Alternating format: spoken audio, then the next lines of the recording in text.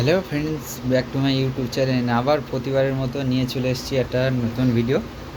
সবসময় তো coil winding করার ভিডিও দিয়ে থাকি, সিলিং ফ্যান কয়েল ওয়াইন্ডিং করা। আজকে সিলিং ফ্যান কয়েল ওয়াইন্ডিং করা মেশিনের ফাংশানটা দেখাবো, আর মেশিনটা ডিস্টার্ব হলে কি কি করণীয় সম্পূর্ণ ছোট্ট একটা ভিডিওর মাধ্যম দিয়ে দেখাবো। আর তার আগে বলি, ভিডিওটা স্কিপ না করে সম্পূর্ণ দেখতে থাকো, ভিডিওটা খুবই ইম্পর্টেন্ট হতে চলেছে। এই যে আমরা কয়েলটা ওয়াইন্ডিং করছি, এটা কিন্তু এই যে পুলি আছে, দেখো এখানে কিন্তু তিনটে পুলি আছে পরস্পর।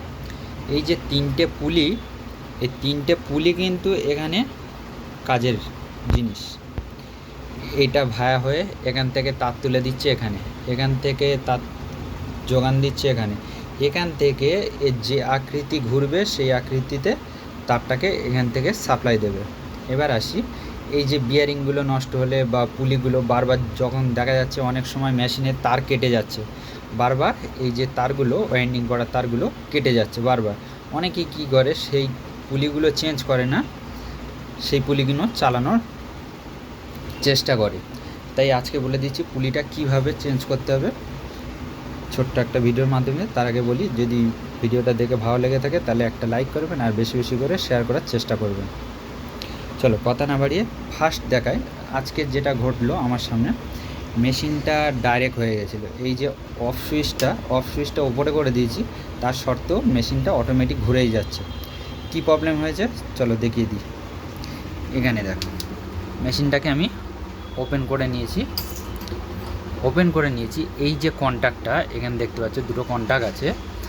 এই কন্ট্যাক্টটা এখানে দেখছি এই ঢাকনাটা খুলে যেখানে আটকে গিয়েছিলো, আবার এখানে আমি তেল দিয়ে সার্ভিস করে দিয়েছি। হ্যাঁ, মোবিল দেবে না, এখানে থিনার বা কেরোসিন দেওয়ার চেষ্টা করবে।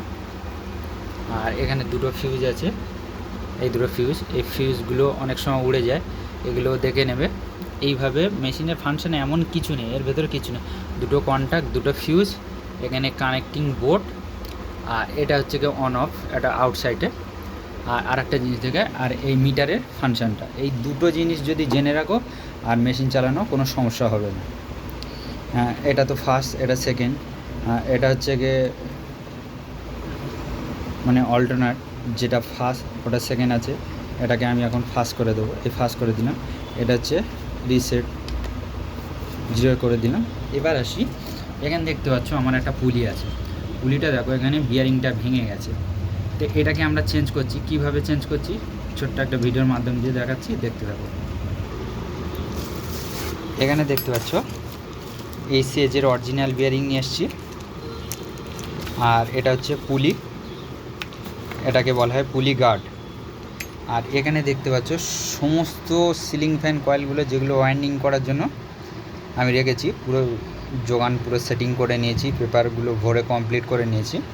এই কয়েলগুলো ওয়াইন্ডিং করার সময় দেখছি একটু মেশিনটা সমস্যা হচ্ছে, সেই জন্য আমরা এখানে পুলিটাকে চেঞ্জ করে দেবো। তার জন্য একটা পুলি নিয়ে নিলাম, আর নিয়ে নেবো এক পিস বিয়ারিং। কিচ্ছু করার দরকার নেই, এই বিয়ারিংটা নিয়ে নেবে, আস্তে করে এর মধ্যে সমানভাবে রেখে দেবে, দিয়ে হালকা হালকা করে ঢুকে দেবে, হালকা করে জাস্ট। এখন এটা আমাদের রেডি হয়ে গেছে। এরকম নিত্য নতুন যদি ভিডিও দেখতে চাও তাহলে চ্যানেলটা সাবস্ক্রাইব করে পাশে থাকা বেল আইকনটি অবশ্যই বাজিয়ে দেবেন।